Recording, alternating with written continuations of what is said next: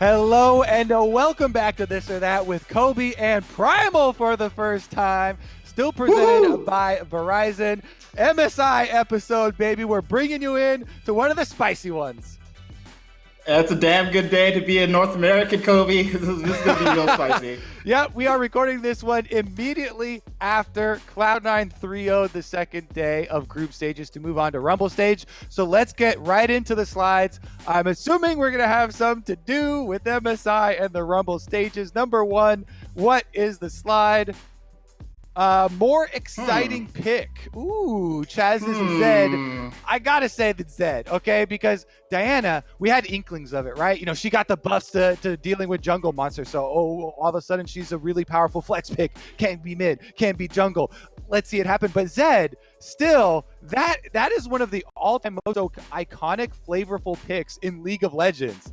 Yeah, man, he has a world skin. He's really, really hard to play. And I think the context matters because when Chazz was playing it, it really mattered for the team advancing. Whereas I'm pretty sure Damwon could have played any number of picks and still advanced. So I agree. Yeah, definitely an exciting one. Slide number two. What do we got here? More heartbreaking. Oh, is it DFM losing to Damwon twice? Or is it Pain losing to Mad? Honestly, to me, the first game to me was more heartbreaking for DFM losing to Damwon Kia. That one, they had everything. They had the entire game, a lead. They had control versus the defending world champions. And right as they're at the finish line, no, they stumbled. Yeah, I agree with you. The small caveat is they were in C9's group and they had beaten C9, so it's kind of a problem if they had won. But I agree. I mean, if you're Japan and you're on the cusp of beating the defending world champions, you got to feel for them. You definitely do. All right, Pain losing to Matt. That was a heartbreaker as well. We had a lot of good, upsets and fast beating hearts for a lot of regions with some of the wild card upsets or getting close to them.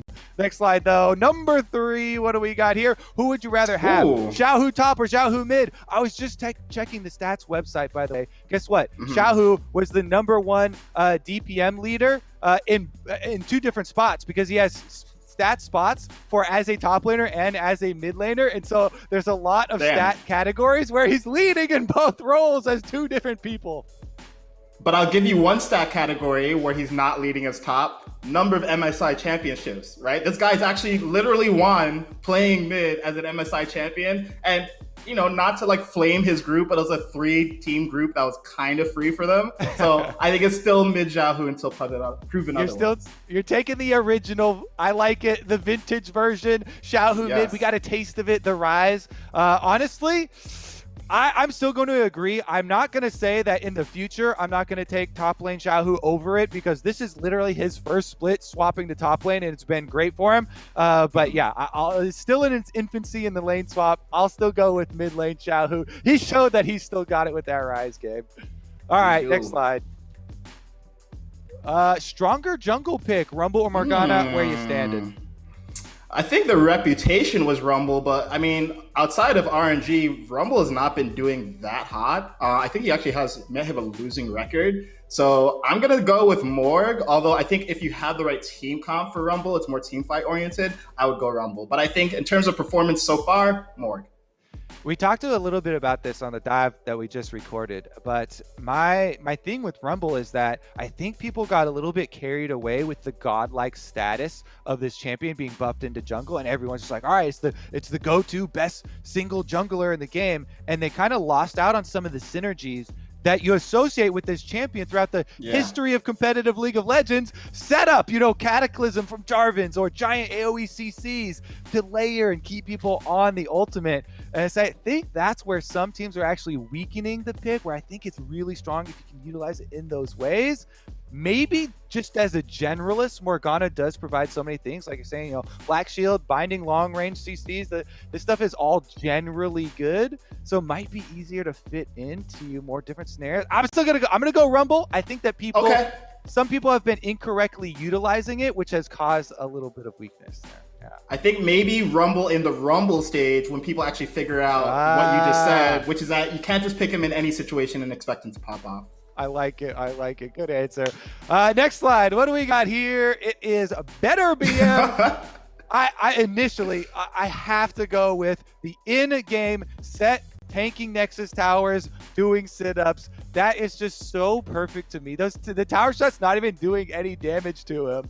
And the fact that it was, off of this this upset victory, that was so good to me.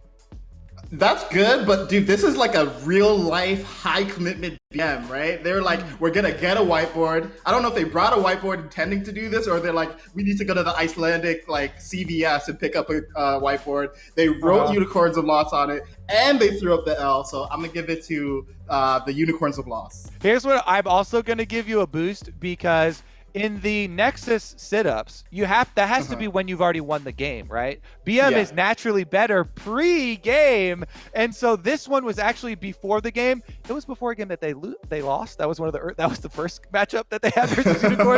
Actually ended up losing, and it backfired. we don't talk about that. But in the end, it's still back to the point of BM before it. I think you also get some bonus points there. So good answer. Next one. What do we got?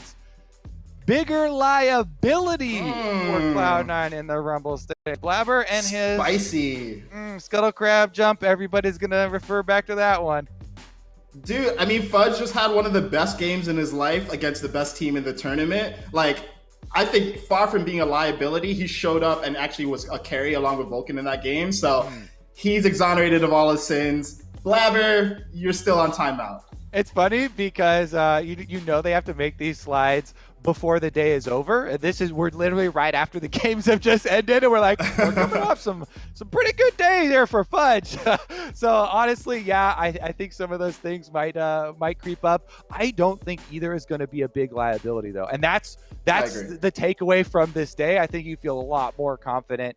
But yeah, I might side with the Blaber one too. It's definitely easier to meme as far as some of the things that have already occurred. Next one, what do we got? Most likely to top the Rumble Stage. Wait, first of all, I take offense to C9 being grouped the field. They should have gotten their own little tile.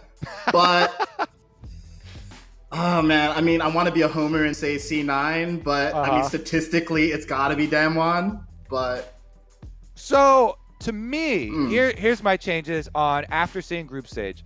We got zero change in RNG. Our RNG. We need more data, okay? Their group was two teams, both of which had to deal with, circumstances outside of their control. Oceanic players got exported, so the region basically got blown up. Then Unicorns of Love, they had to swap their AD carry. They lost Gadget. They had to deal with language issues. We didn't get a lot of more intel there. Damwon, I do think, showed a lot more cracks than people were expecting, so they get taken down a notch. And I actually want to go for the field. I want the at least 2-for-1 where we get North America and Europe combining our powers here to try and take over. It's Voltron, honestly, the West. If I was betting money, maybe I wouldn't do that, but I'm definitely doing it now because there's so money on the line. Hey, man, no field. Consequences, C9 to the moon. Exactly. Plus, you get a bonus Pentanet in there, as well as PSG, Maple and Squad doing pretty well for themselves. All right, I'm going to go with the field. Next one, what do we got? How hard of a memer are you? What's your take? Rob's is amazing. You could put that on like a LinkedIn and you would get recruiters trying to recruit you, bro. Like, this is a go-getter, This is a guy who makes everything brighter. I'm going with Rob. Plus, if you use Rob, you're going to get all those juicy favorites from the Brazilian fans. And that is a big following right there. They've definitely got some power behind them. Rob's day it is. Armut, keep up the stairs, though. Armut has been amazing. Especially loved his games with Lee Sin top lane. He was really, really flexing his muscles there. So huge fun we've had already. And this is only the group stage. Moving on to Rumble, it's going to be exciting. That is our last slide. Super fun to have Primal on again. Wait, it's this way. Boom. High five on that one. Well done, my friend. We'll have you back.